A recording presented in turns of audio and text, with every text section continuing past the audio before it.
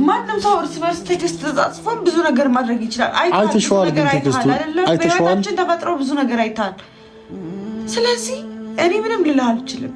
በቃ የፈለግከው ማድረግና አንተ ይሄ ቴክስት ማመን እኔ ውሎዬን ታውቃለህ፣ ሁሉ ነገሬን ታውቃለህ አይደለ? ስለኔ የማታውቀው ነገር አለ?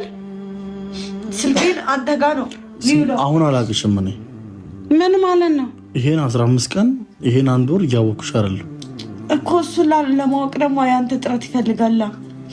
እኔ አሁን ግንኙነት ካለ ስልኬን ሰጥና ማየት ነው። ኧረ በእናትሽ ትንሱዬ፣ በእግዚአብሔር በእናታችሁ ተው፣ በእናታችሁ እሺ። አታልቅሽ፣ በቃ ተይ፣ አታልቅሽ፣ ራስሽን ያምሻል። እሺ፣ ስለ ሁሉ ነገር አመሰግናለሁ።